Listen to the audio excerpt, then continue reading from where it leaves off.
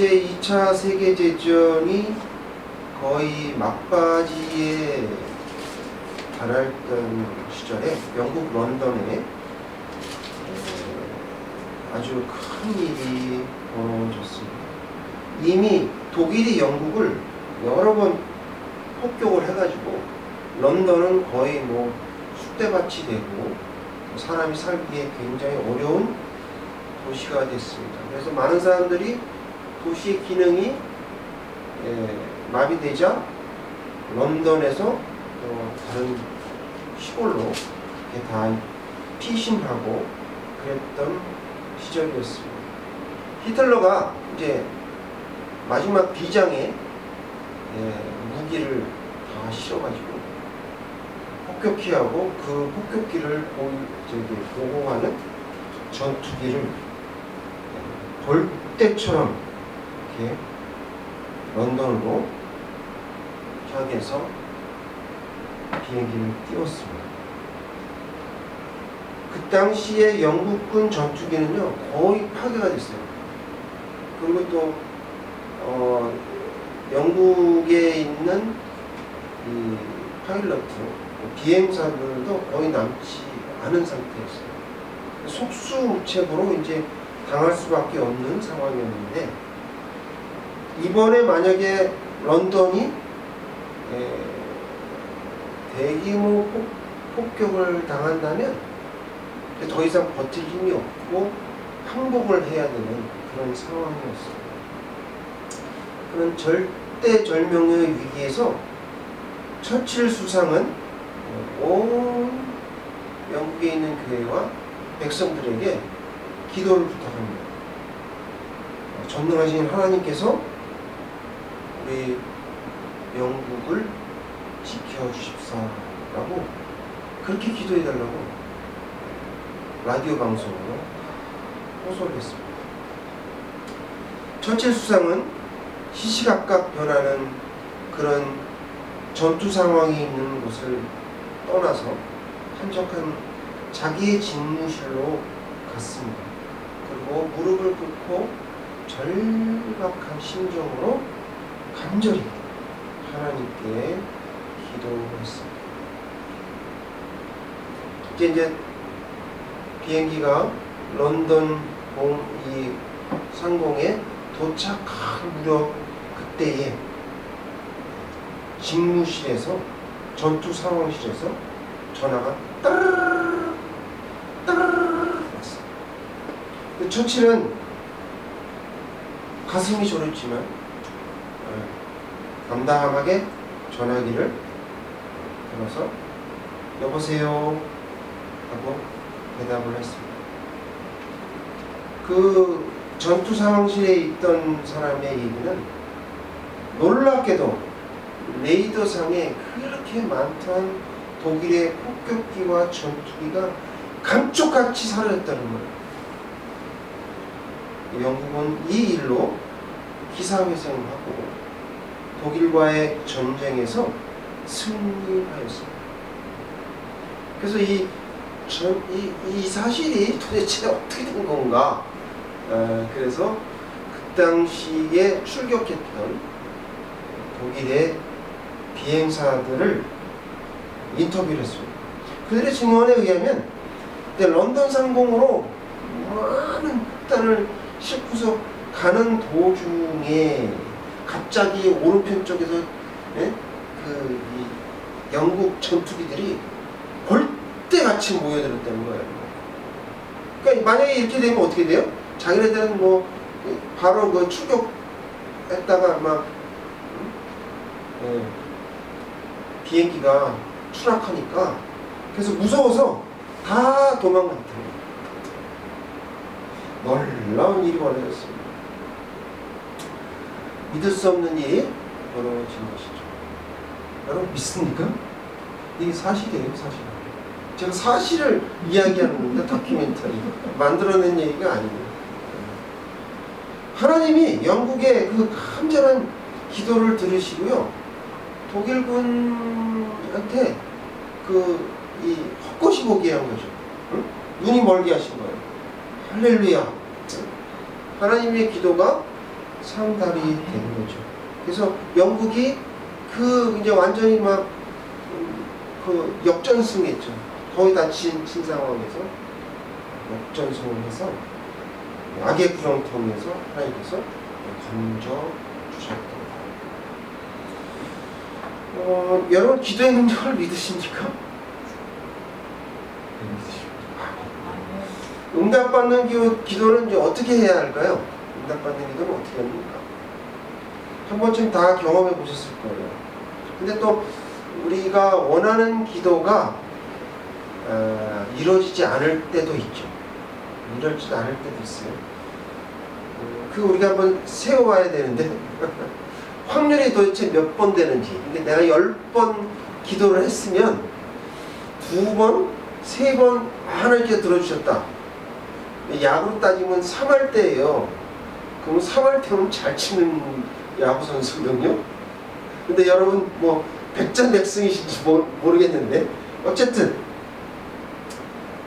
이제 하다 보면 다 그렇게 되지가 않죠. 10번 기도에 10번 다 응답해 주시는 경우가 별로 많지 않은데 있기도 합니다.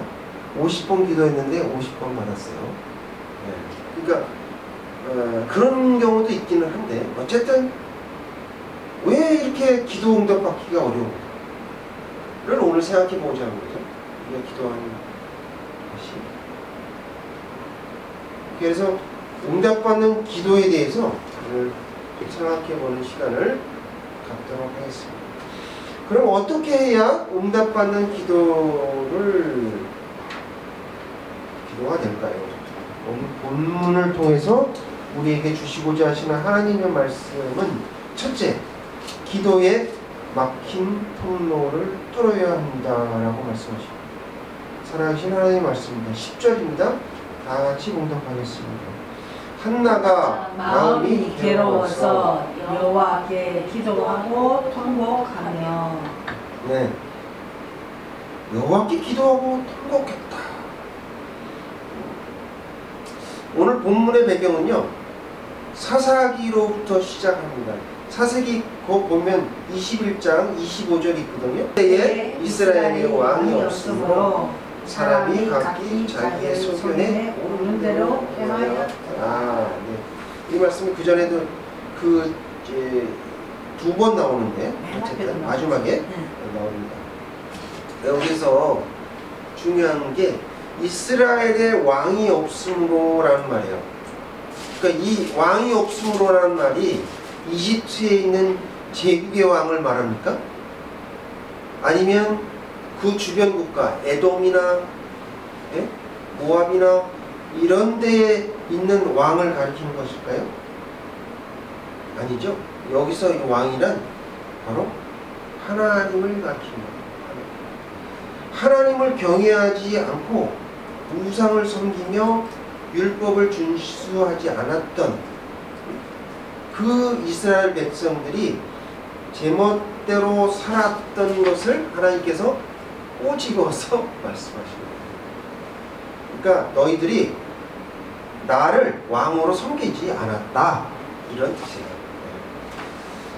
이런 사사시대의 어두운 역사를 반전할 사람이 나타났습니다. 그게 누굽니까? 사무엘입니다. 사무엘. 많은 사람들이 사무엘을요 사사로 봐요. 틀린 말은 아닙니다만 사사로 보고 또 어떤 분은 선지자로 생각하시는 분이 많습니다. 근데 엄밀히 따지면 사무엘은 사사도 아니고 선지자도 아니고 하나님을 대신하여 왕으로 세움을 받은 사람이에요. 쉽게 얘기하면 섭정왕이라고 할까요? 그러니까 하나님이 주인이시고 사무엘은 주인의 명령에 따라 움직이는 그런 왕이었다라는 얘기입니다. 여기 좀 잠깐 여기 한번 보실게요. 이거를 보시면 여기 왕정 제도가 있고 제사장 제도가 있어요. 그 왕정 제도는 왕의 다스림을 하는 나라고, 제사장은 하나님이 다스리는 거죠. 왕정은 왕권 중심이에요. 제사장은 백성 중심입니다. 왕정은 계급이 있어요. 왕, 뭐 그 다음에 밑에 신하, 또 이렇게 장관, 뭐 군대 장관, 뭐 이런 게 쭉 나와 있죠. 근데 제사장은 어우러지는 공동체. 그 다음에 왕정제도는 강자 중심의 명령체제입니다. 명령을 안 들면 어떻게 돼요? 죽임을 당하죠. 근데 제사장 제도는 그렇지 않고 사회적 약자를 배려하는, 그것이 먼저 우선이 되는, 그것이 바로 왕정과 제사장의 차이점입니다. 그래서 하나님은 이 뭐를 원하셨나? 왕정을 원하신 게 아니라 제사장 나라를 원하신 거예요. 제사장 나라. 그 초대 왕은 사무엘이었어요. 근데 이제 시간이 좀 흘렀죠.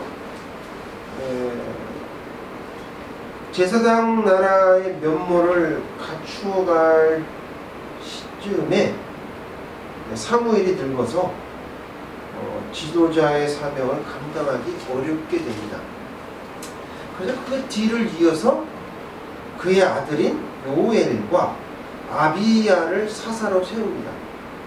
근데 이들이 정말 공의롭고 사무엘처럼 그렇게 정치를 했으면 좋았을 텐데, 그렇지 않고 자신의 이익을 위해서 뇌물을 받고 재판을 엉망으로 했죠. 훌륭한 지도자가 되었으면 좋았을 텐데, 여러분 만약에 그들이 사무엘처럼 그렇게 됐다고 한다면, 사무엘처럼 그렇게 하나님의 마음에 맞는 공의와 정의를 사사로서 진행을 했다면 아마 그들 중에 한 명이 왕이 됐을 거예요. 사울을 대신해서 왕이 됐을 거예요. 근데 그렇지 못했어요. 하나님이 이렇게 좋은 기회를 주셨음에도 불구하고 이 기회를 못 살리는 사람이 너무 많다. 그러자 백성들이 어떻게 됐어요? 아, 도대체 이런 분들한테는 내가 순종을 못하겠다. 그래갖고 뭐라고 얘기해요? 우리에게 왕정제도를 주시오. 이렇게 요구하잖아요. 그게 이제 여러분들 자식을 키워보셔서 아시겠지만, 사랑이 적은 사람이 이겨요? 사랑이 많은 사람이 이겨요? 사랑이 적은 사람이 이겨요. 사랑이 많은 사람이 져준단 말이죠. 그러니까 하나님 사랑이 많으세요? 적으세요? 많잖아요. 많으니까 우리 사랑이 적은 우리 인간한테 질까요? 이길까요? 진 거예요. 그래, 네가 그렇게 원하면 그래, 사탕 하나 더 줄게. 먹어라. 이렇게 하셔서 어떻게 해요? 왕정제도를 허락하셨죠. 여러분 재밌는 사실 하나 제가 발견했는데, 성경 중에서. 자, 여러분 그 드라마에 맨날 그 출생의 비밀 많이 나오잖아요. 드라마에. 네? 가난하게 살다가 막 나중에 알고 보니까 그 사람이 재벌의 아들이래. 막 이래가지고 막 네? 그런 아주 재밌는 드라마 보셨죠? 출생의 비밀이 있는 사람이 성경에 몇 사람 있어요? 그게 누구죠? 네? 이스라엘 백성을 애국에서 출애굽시킨 누구요? 모세 출생 비밀이죠. 그래갖고 막 어떻게 됐어요? 막 갈대아 우르에서 막 건져내고 뭐 이런 출생 비밀이죠. 그 다음에 또 출생 비밀로 유명한 사람이 있는데, 이게 누구예요? 삼손. 아, 삼손. 얘에게 뭐예요? 세 가지를 하지 말라. 그게 먼저 태어나기도 전에 벌써 딱 얘기했어요. 그 다음에 또 누가 있어요? 우리 사랑하는 우리 예수. 예수님은 뭐 300년 전, 뭐 몇 년, 400년 전, 2000년 전서부터 예언이 돼가지고 나와서, 그리고 또 어떻게 돼요? 또 이집트로 막 이렇게 도망가시기도 하고 그렇잖아요. 근데 여기 한 사람 더 있죠? 누구예요? 사무엘. 한나가 이게 출생의 비밀이 있는 거죠. 하나님이요, 아기 낳기를 간절히 사모하는 한 여인을 주목한대요.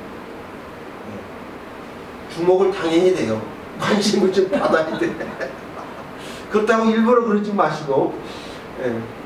근데 한나라는 여인이 있었는데 성전에 와갖고요, 맨날 울면서 기도하면서 하나님이 듣다 보시고 그거 알아보니까, 천사를 통해서 알아보니까 이게 아들이 없네.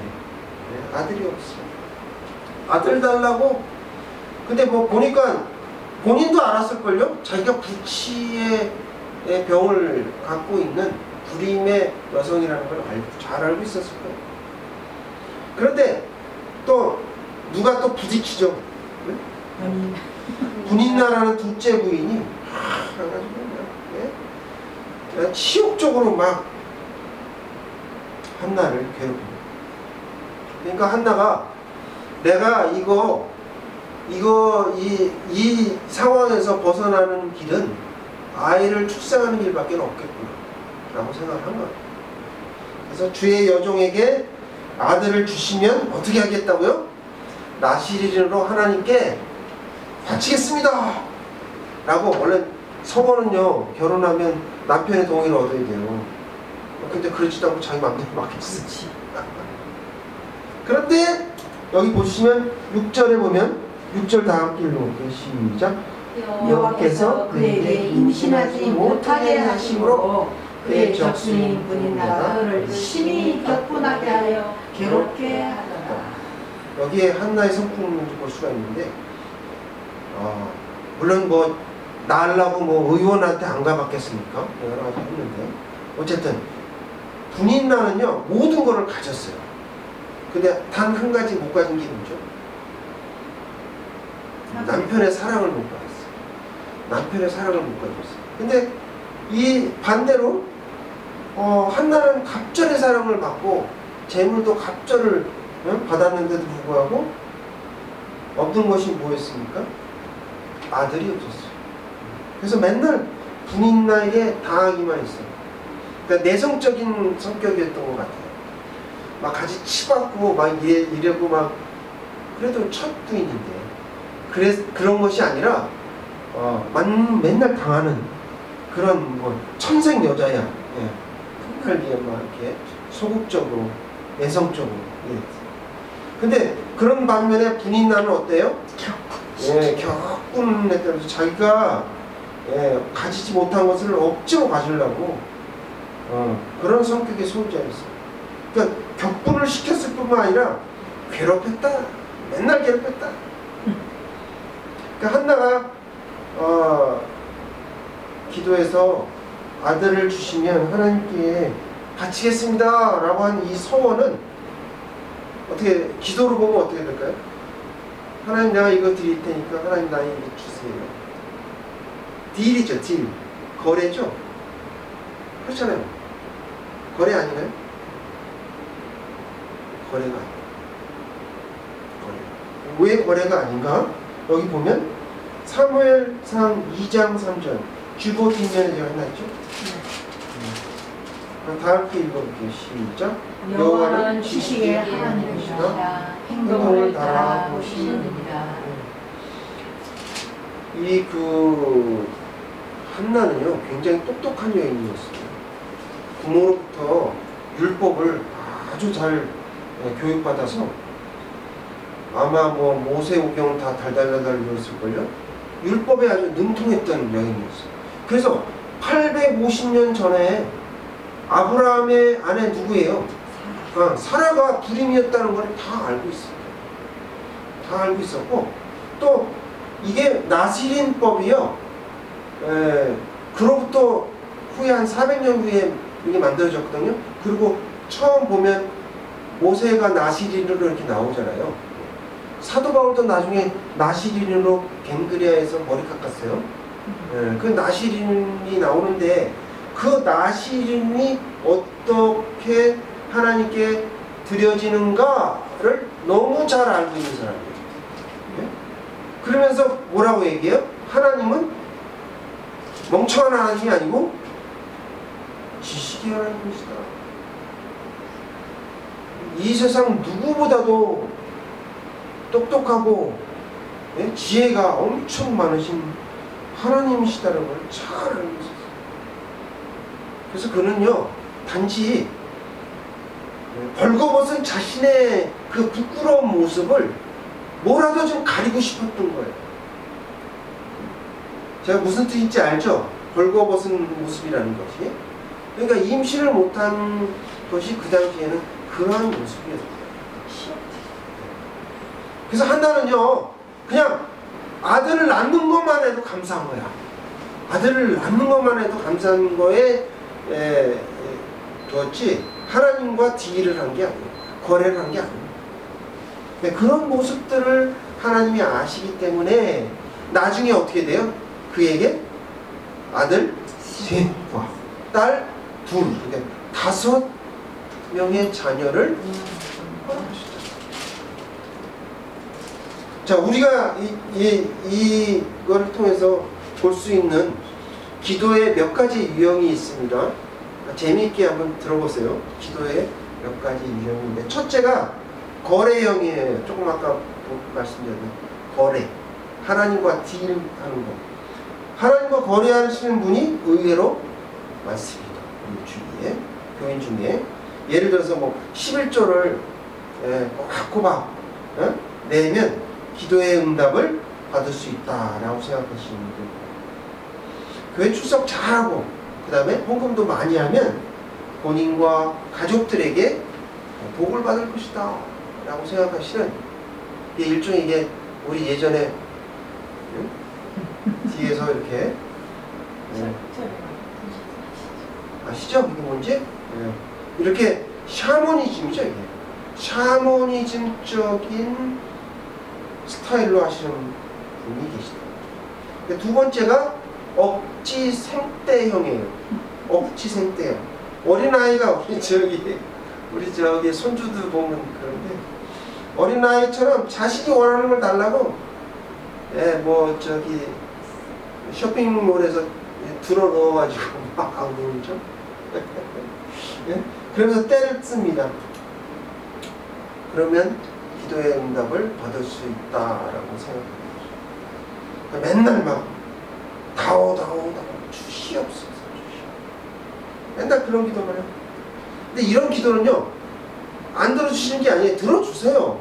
근데 그게 초신자일 경우에는 그래요.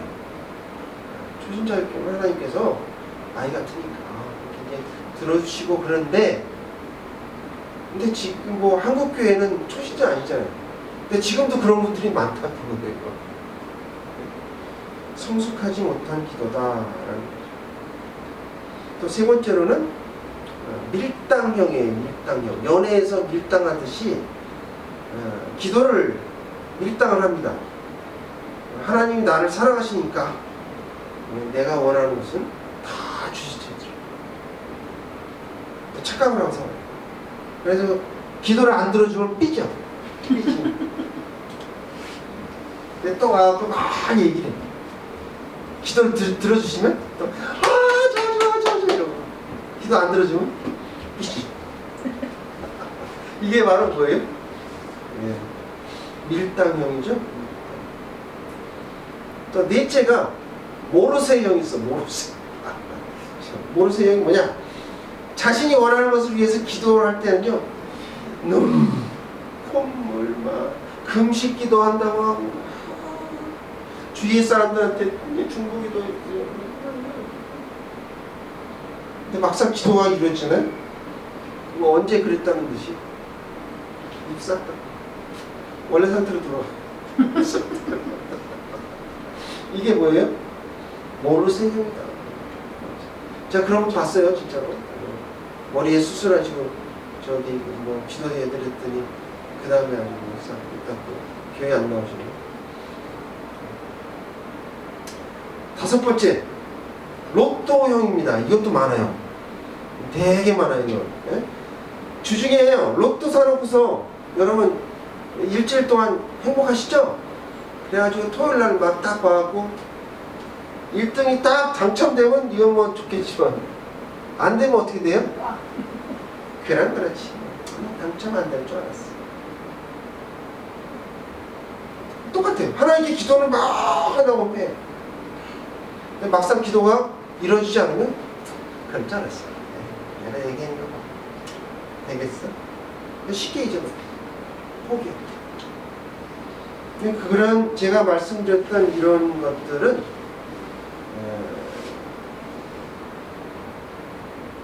기도가 안 돼. 정확하게 얘기하면 기도가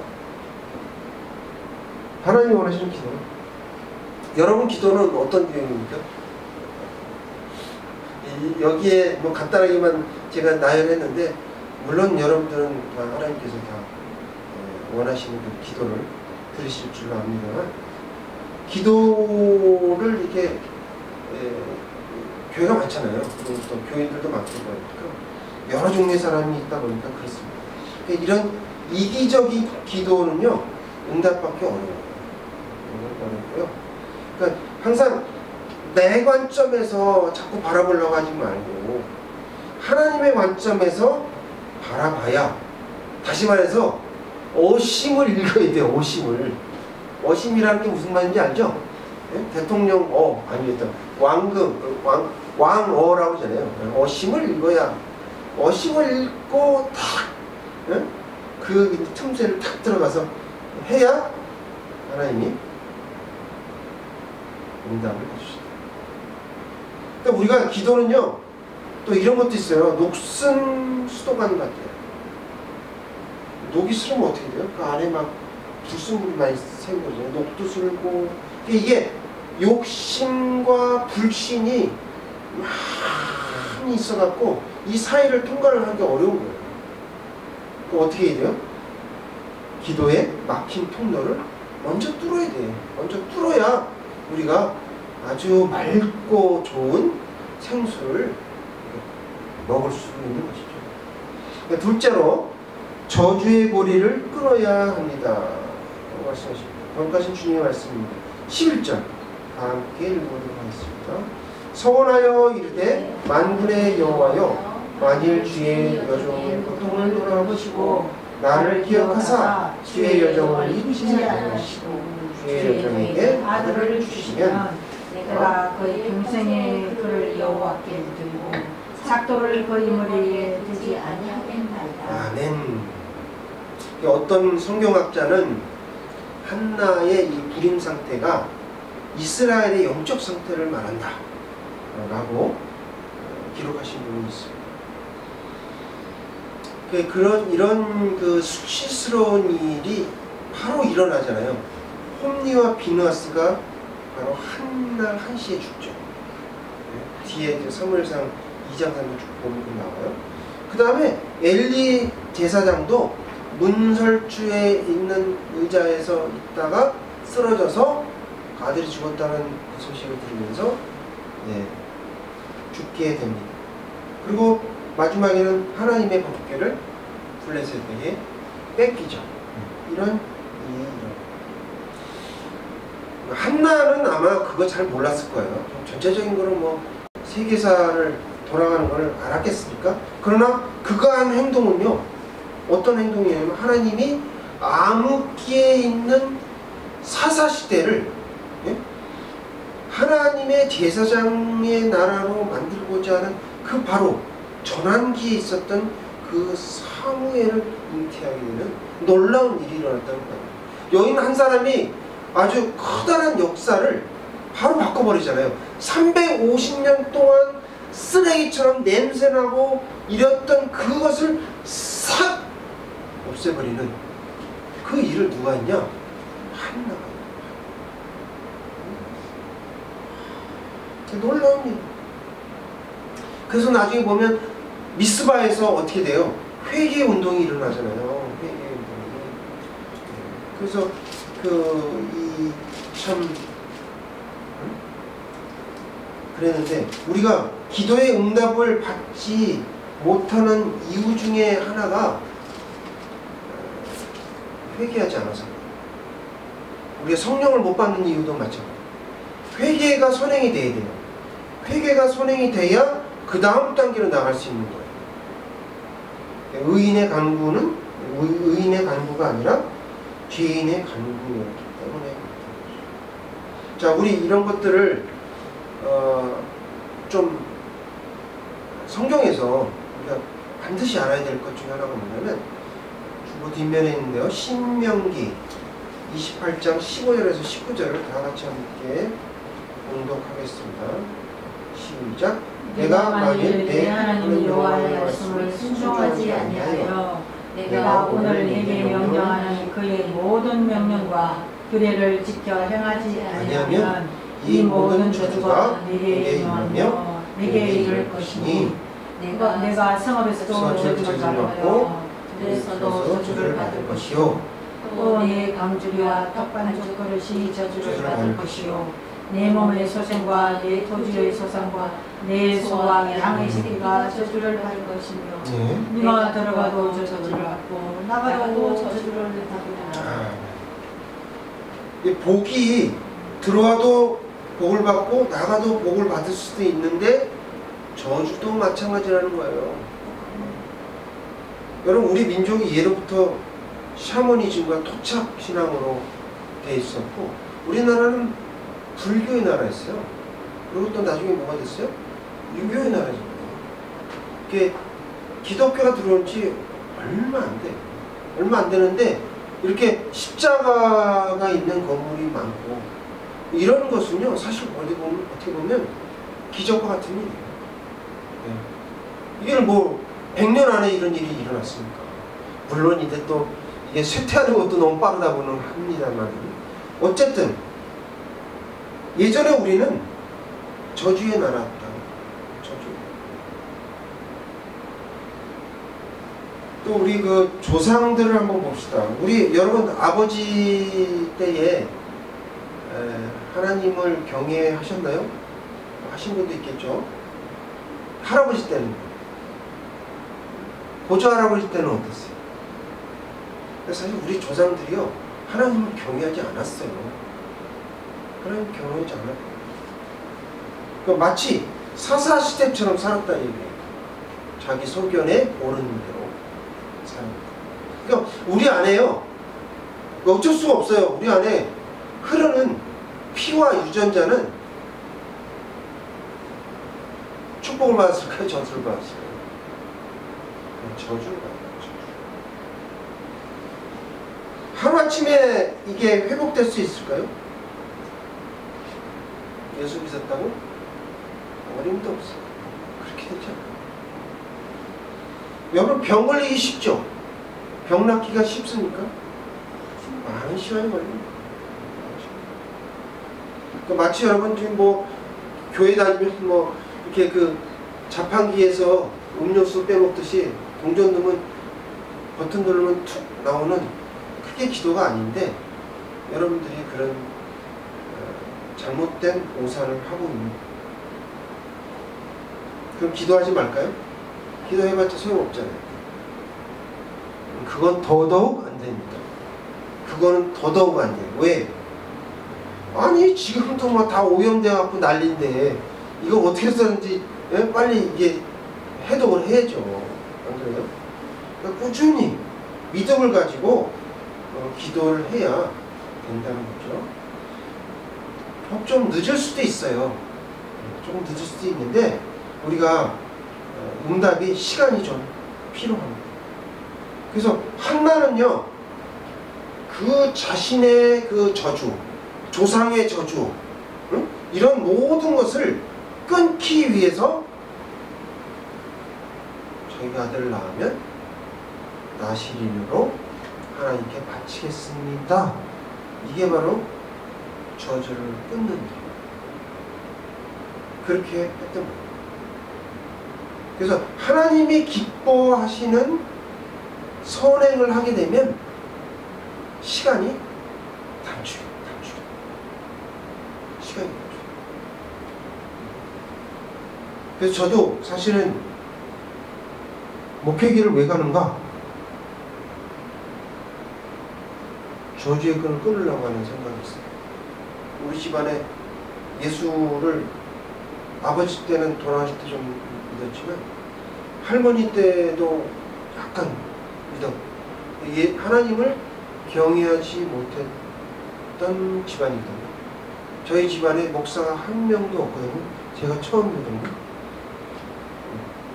그래서 축복받기 위해서는 천국에 하나님을 경외하는 사람이 많아야 돼요. 그래서 그런 분들이 이렇게 중보 기도를 해줘야 여러분 기도가 빨리 되는 거예요. 빨리 응답을 받을 수 있어요. 가능하시면 여러분이 선행을 많이 하십시오. 그것이 일반 무슨 그 불교나 이런 선행하고는 다른 거예요. 다르게. 그러니까 기도가 이루어지지 않을수록 더욱더 기도하고 선행을 해서 여러분이 저주의 고리를 끊을 수 있었으면 좋겠습니다. 오늘 말씀을 통해 기도의 막힌 통로를 뚫어야 합니다. 저주의 고리를 끊어야 한다고 말씀하십니다. 오늘 영화 보셨죠? 빠삐용, 영화 빠삐용을 보셨는데 자유를 찾아서, 인생은 항해와 같은데 자유를 찾아서 무단히 노력하는 그 한 죄수의 모습을 볼 수가 있어요. 그게 마지막 7번째거든요. 6번째까지는요 사람이 거기 뛰어서 수영을 할 수가 없어요. 혼자서 어떤 것들은 노도 할 수 없고 다 절벽에 부딪혀서 죽게 돼. 근데 그거를 그 빠삐용이 발견한 거예요. 그래서 7번째 뛰어들어서 가게 된 거고, 그 친구는 그 친구의 말을 못 믿어서 같이 못 떠나. 그 성은요 아무도 거기 간수도 없고 혼자서 사는 길인데 완전히 갇혀있는 거예요. 그래서 제가 좀 천기능서를 조금 하면요, 천기능서를 조금 할게요. 조금 있으면 가을이 옵니다. 이건 천기능설이 아니에요, 그죠? 다 아는 거죠. 천기능설이 아니고 우리가 모두 죄인이고요. 우리가 죄의 대가를 이 지구에서 치우고 있다. 지구가 우리의 감옥이다. 그래서 지금 감옥 생활을 하고 있는 중이다 라는 게 천기누설입니다.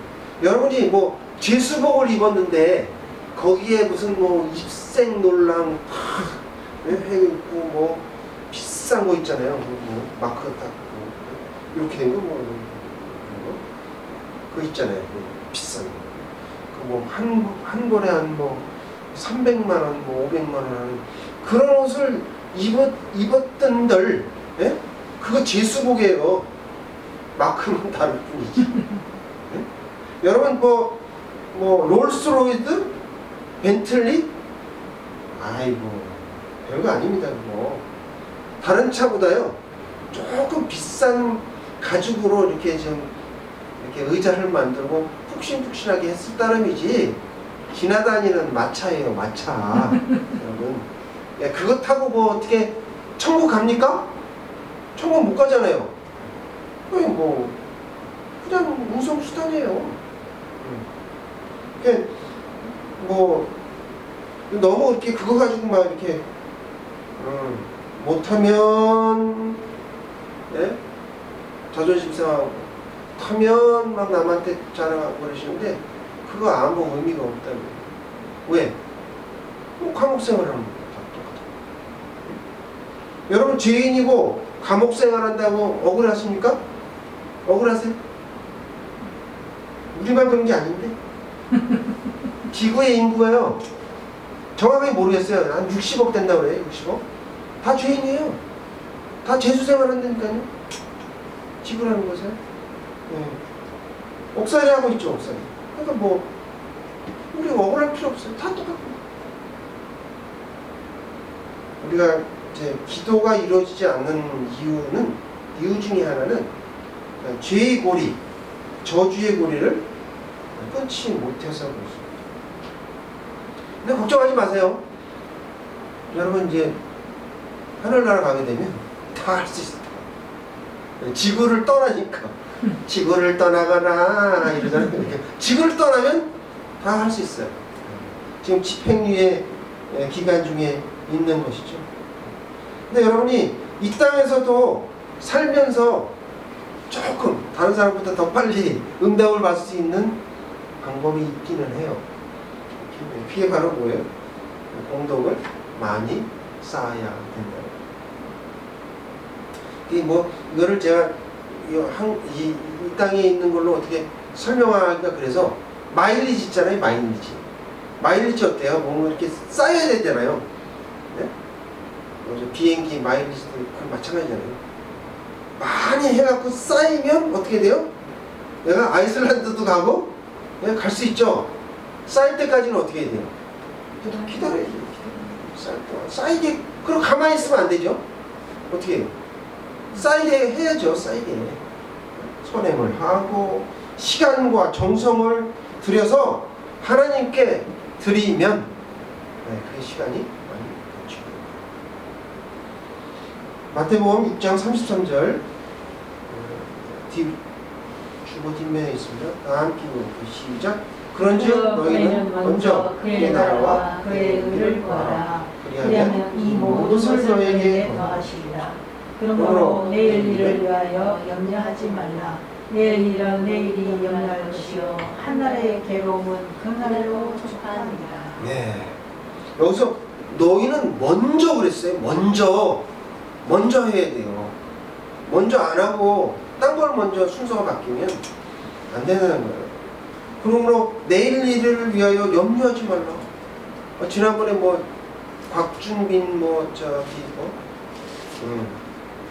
택시 드라이버 그거 보니까는 그 알래스카 사람들은요 내일 일을 걱정 안 한대요. 내일 일을 걱정. 그러니까 걱정 제일 많은 국민이 어디? 한국이야 한국. 여러분 왜 내일 일을 이렇게 많이 걱정을 하세요? 내일 어떻게 될지도 모르는데 오늘 일은 어떻게 해요? 오늘 괴로움으로 족하다. 여러분 내일 일 것까지 자꾸 하나님께 기도하면서 괴롭히면요 하나님이 구름으로 이렇게 가리신다니까요. 아유 듣기 싫어요. 왜 구름이 있겠어요? 보세요. 이 에레미야 애가에 나오잖아요. 하나님이 기도를 듣기 싫어하니까 구름으로 가려라 그랬어요.